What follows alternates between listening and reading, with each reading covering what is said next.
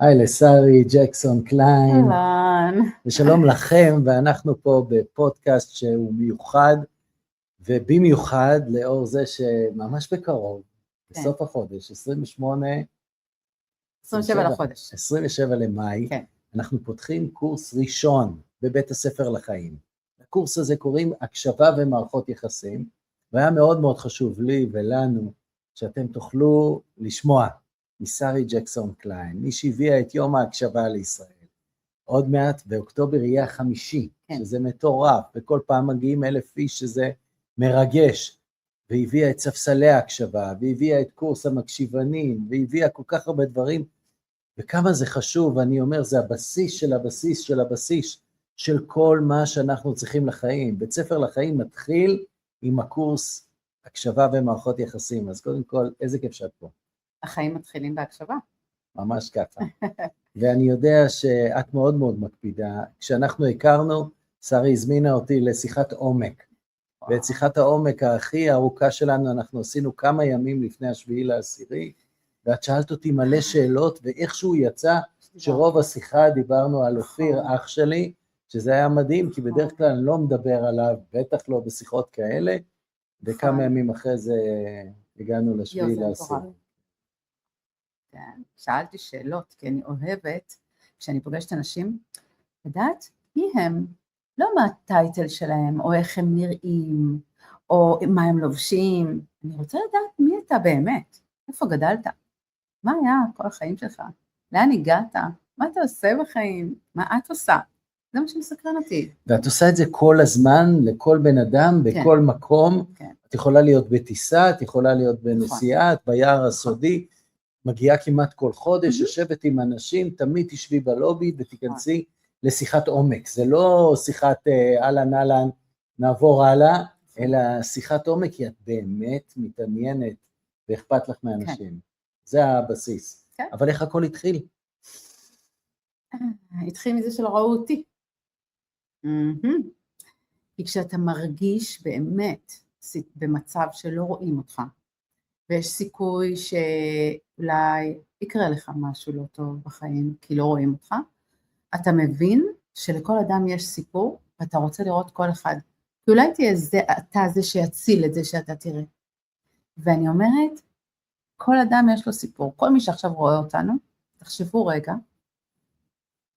מה הסיפור שלכם? למה אתם עושים את מה שאתם עושים? למה אתם פה בחיים בכלל? למה אתם ממשיכים ללכת? למה אתם לא הולכים לגור באי בודד? למה אתם בוחרים לגור בעיר או במושב שיש בו עוד אנשים? סתם כדי להגיד שלך עם האנשים, או כדי להיות מעורב עם האנשים?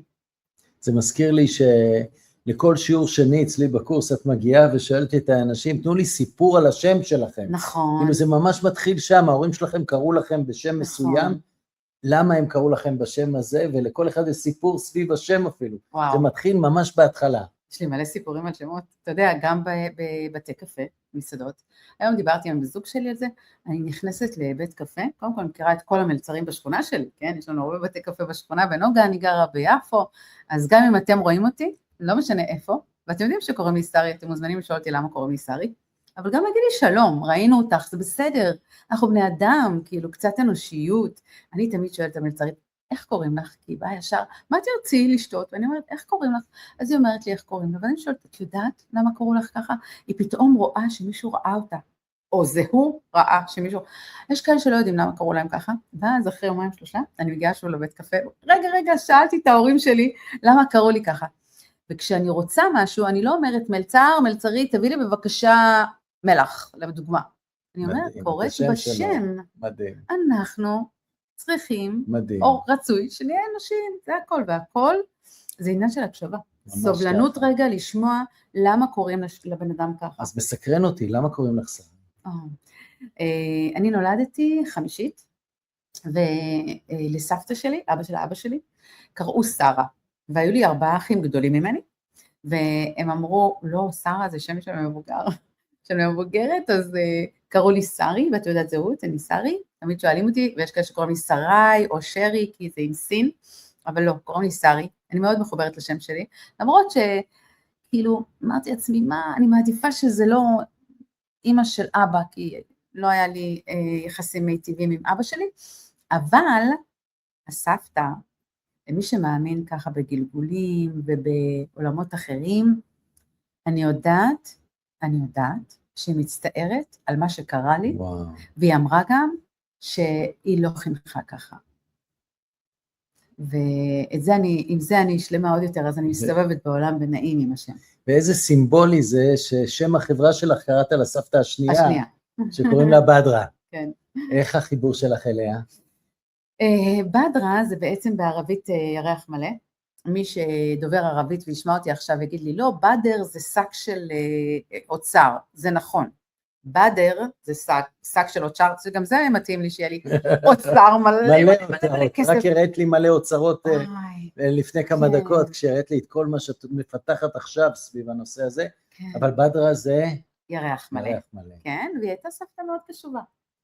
לא העזתי לספר לה את הסיפורים, אבל אצלנו אי אפשר היה לצאת מהבית לפני 4 בצהריים, כי היינו נחים ושומעים תוכניות רדיו, להם ולילד, סיפורים, צ'יצ'י בנגבן, מי שמכיר. רשת א'.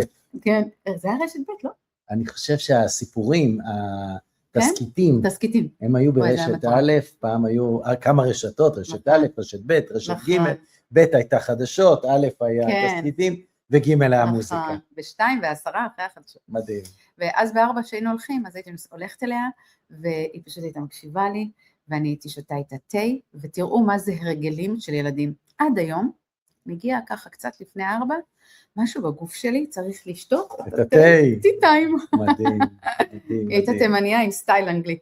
איזה כיף. ובעצם הסיפור הגדול שלך זה שמורה הקשיבה לך. כן. לא סתם מורה, קוראים לה רונית אלבו. לא תשכחי. לא אשכח, כי היא גרה בראשון. נפגשתי איתה לפני מספר שנים, ואני זוקפת לזכותה, היא גם מדי פעם הגבה לי, מדברת איתי. כן, היא מורה מיתולוגית מדהימה, ומה שמדהים בזה, שהיא לא הייתה מבוגרת, היא הייתה חיילת, מורה חיילת, זה אומר שהיא הייתה בסביבות גיל 21, והיא ראתה אותי. זה עניין של רגישות של בן אדם, זה לא משנה בין כמה אתה. אני אומרת להסתכל רגע, גם אם אני מחייכת לפעמים, עדיין עצוב לי. אני אומרת, אולי מישהו רואה גם את מה שיש מאחורי כל החיוך הזה.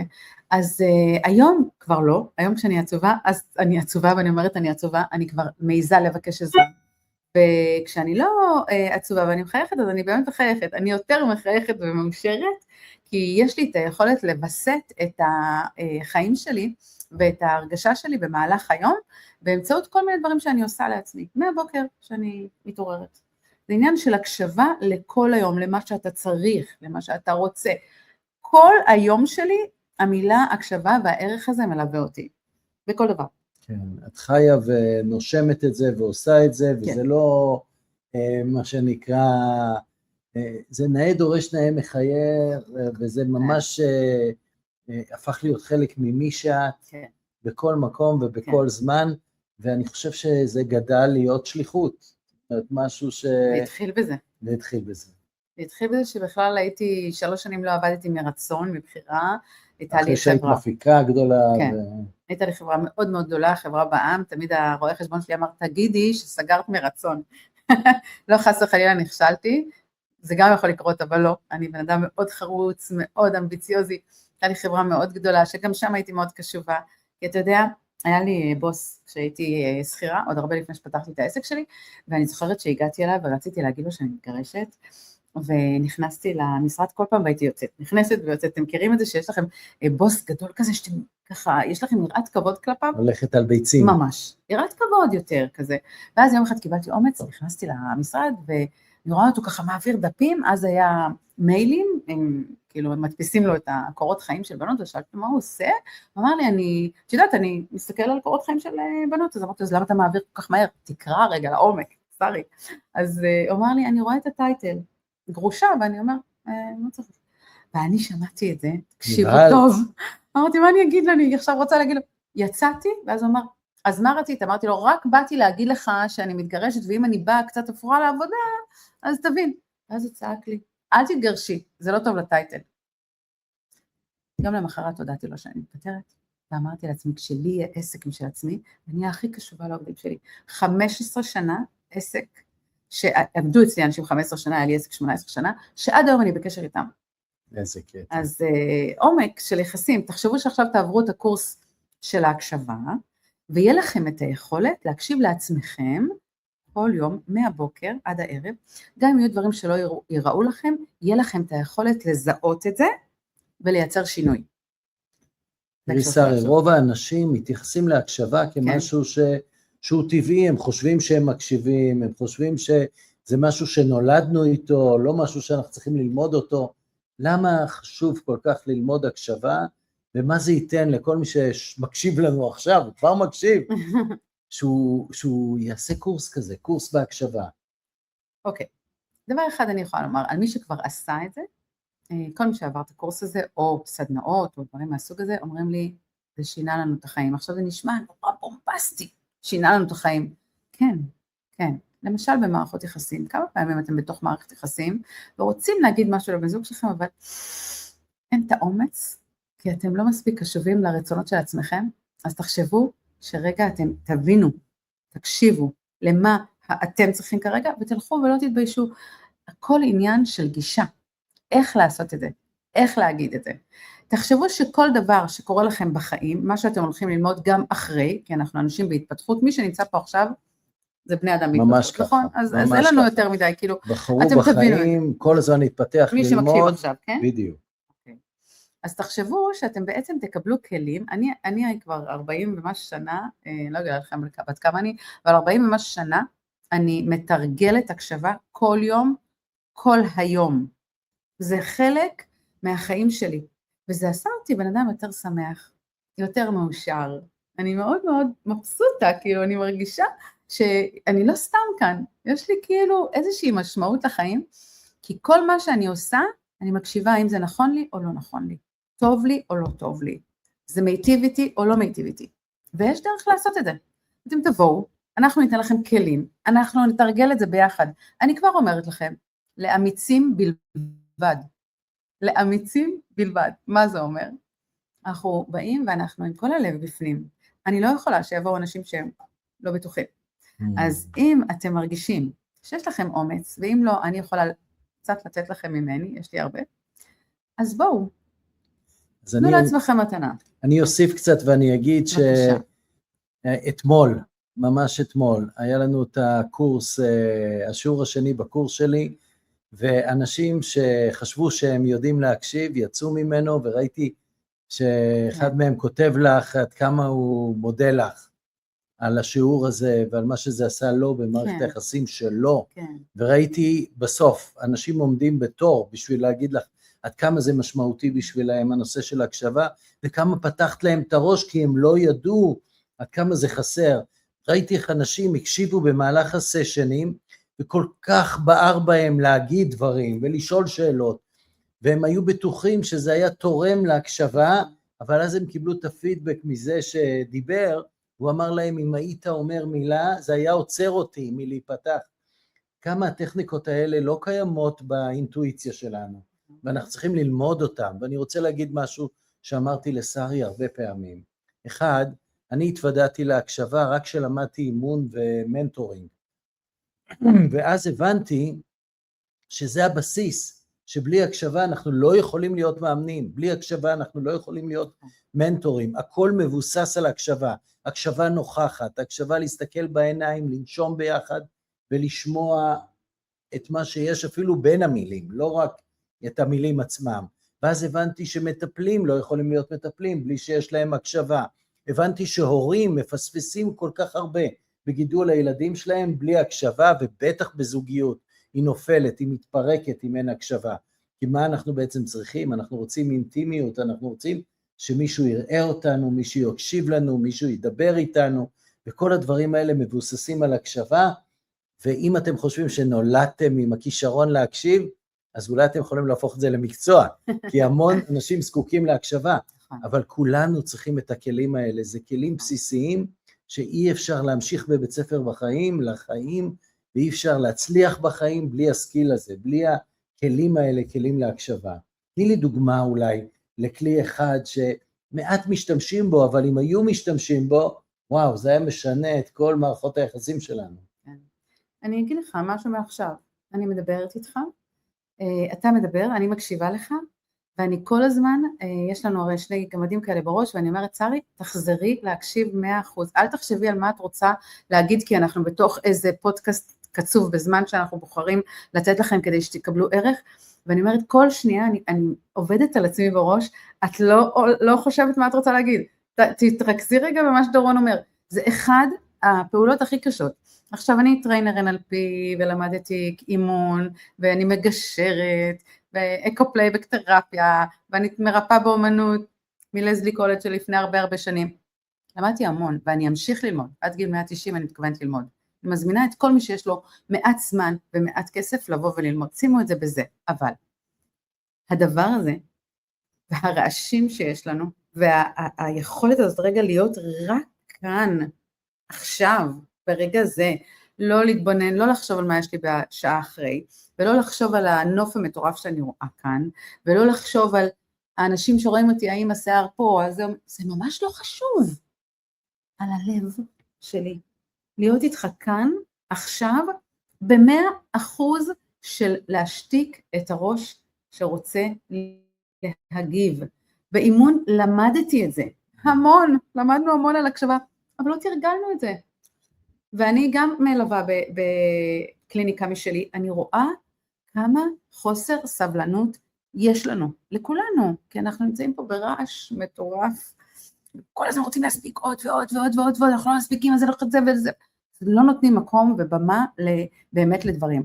אם אין זמן ואין מקום, אפילו הילד שלך בא לדבר איתך, תגידו לילד, יש לי 8 דקות, יש לי 11 דקות, רק אל תגידו לו אחר כך.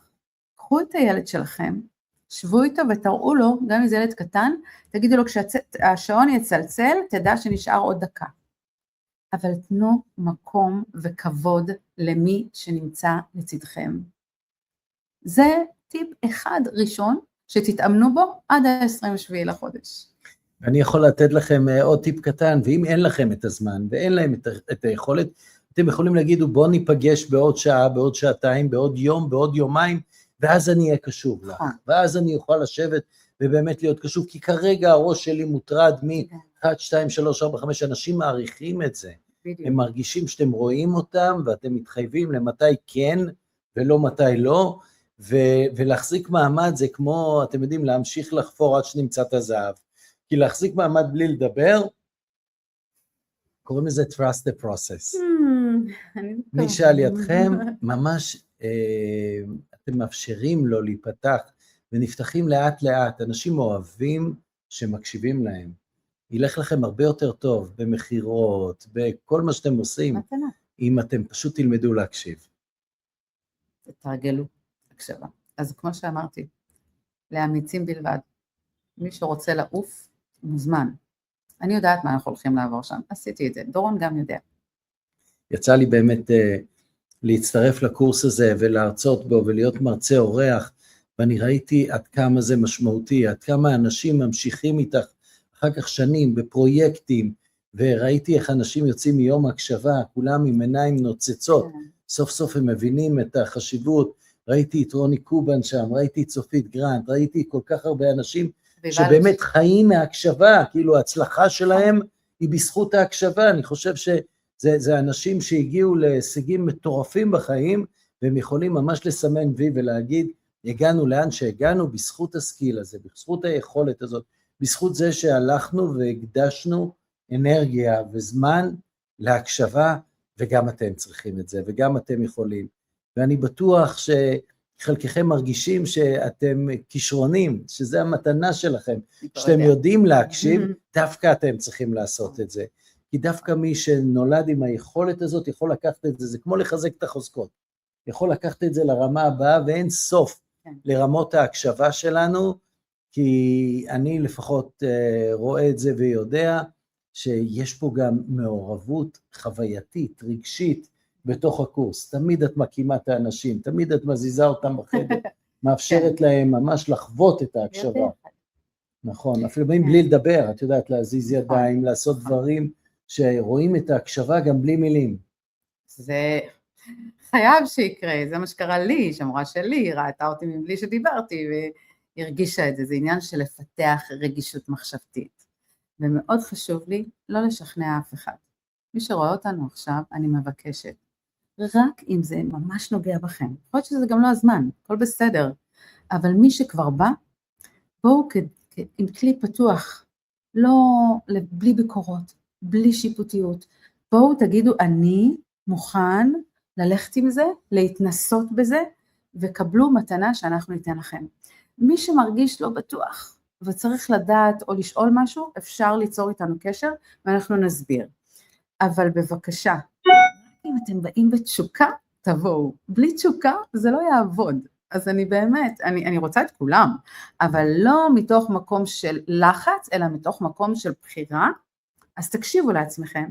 ואם אתם מרגישים בבטן שזה הזמן, אני מזמינה אתכם. אני רוצה לקחת אותך רגע עוד צעד אחד למעלה, בבקשה. כי אנחנו היום מאוד מתוסכלים. הרבה אנשים במדינה מרגישים שאין הקשבה, ושיש כיתוב, נכון. ושמריבות, והפרד ומשול, ואנשים שאמורים להיות אחים, ובאנו לפה בשביל להתאחד ולהיות ביחד, מצאנו את עצמנו ב6/10, הולכים מכות על קו חבל שמפריד בין גברים לנשים, ביום הכיפורים, שבחיים לא היינו מגיעים לכזה דבר, ועכשיו אנחנו מרגישים שאנחנו שוב חוזרים למצב שאין הקשבה, ויש כיתוב, ויש מלחמות בין אחים, ואני בטוח שיותר הקשבה הייתה פותרת את הבעיה, כי הקשבה זה לא אומר לשכנע אחד את השני, זה לא אומר לשנות את דעתם, זה לקבל את זה שאחר חושב אחרת, ובעצם זה שאני מקשיב לו, אני כבר מתחיל לרתום אותו.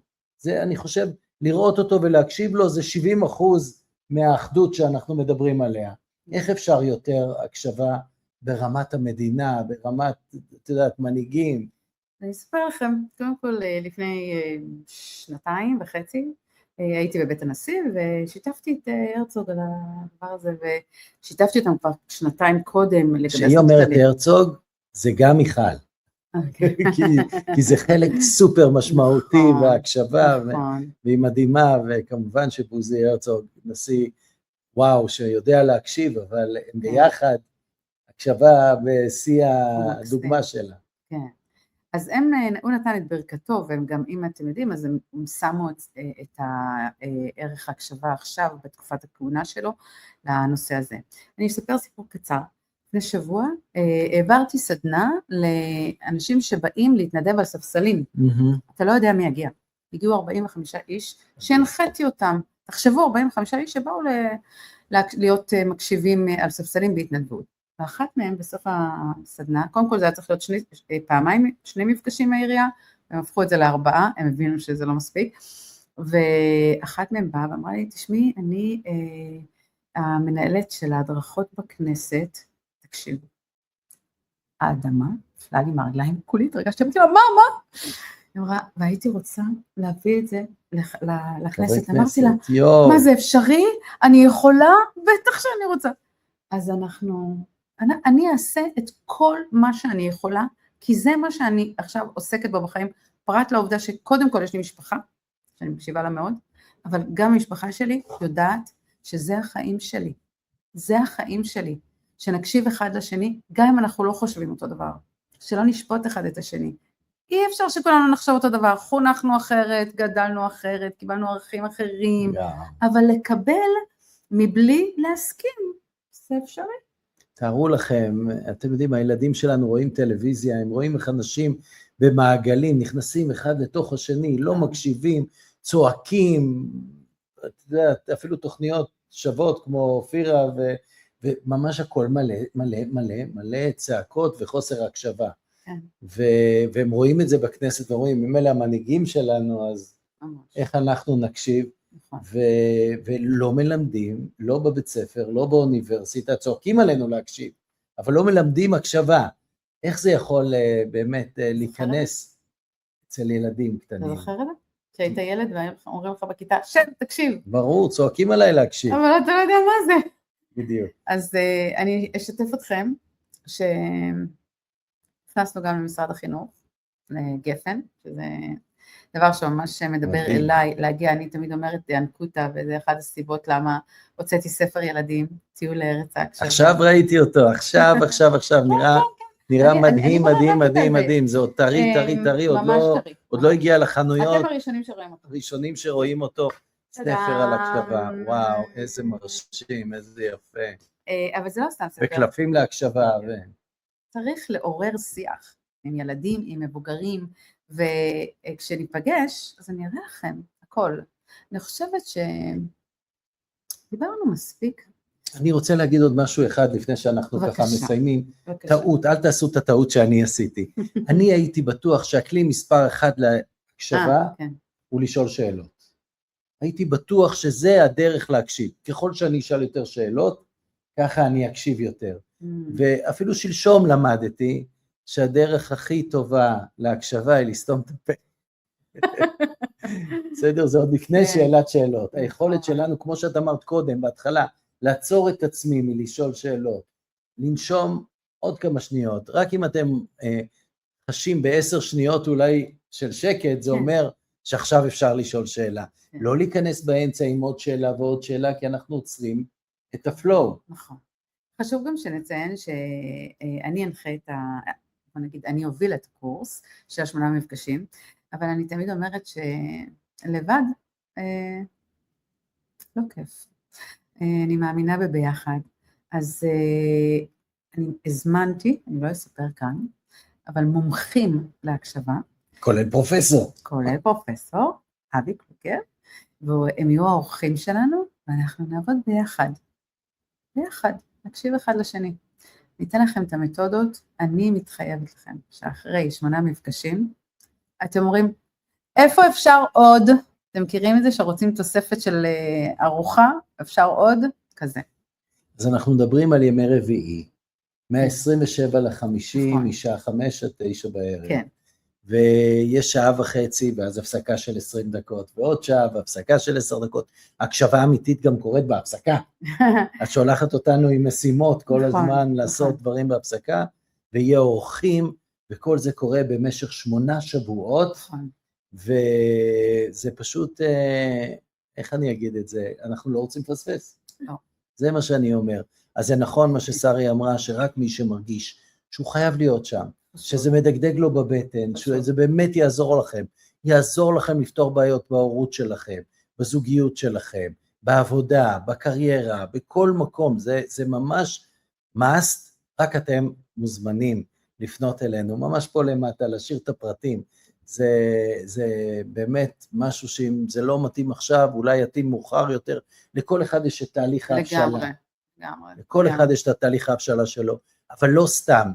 שרי היא הבן אדם הכי מוזמן ליער הסודי, כמעט כל חודש היא מגיעה לשם ועושה עבודה עם אנשים, גם אם הם עברו טראומות, וצריך קצת לדובב אותם, לספר את הסיפור שלהם ולהקשיב, וגם אם הם פשוט רוצים ללמוד הקשבה, לא סתם מזמינים אותה, לא סתם היא מגיעה לשם, לא סתם היא מסתובבת בארגונים, בבתי ספר, במוסדות חינוך, בכל מקום. קשה לי להקשיב שמדברים עליי. די תמשיך. אז מי שמרגיש באמת מוזמן, מי שלא, זה בסדר גמור, לפחות משהו לקחתם נתראה בשמחות, מה שנקרא. נתראה בשמחות. תודה רבה שהגעת לפה. אפשר חיבוק? ברור. חיבוק עם הקשבה. להתראות לכם. ביי ביי. להתראות.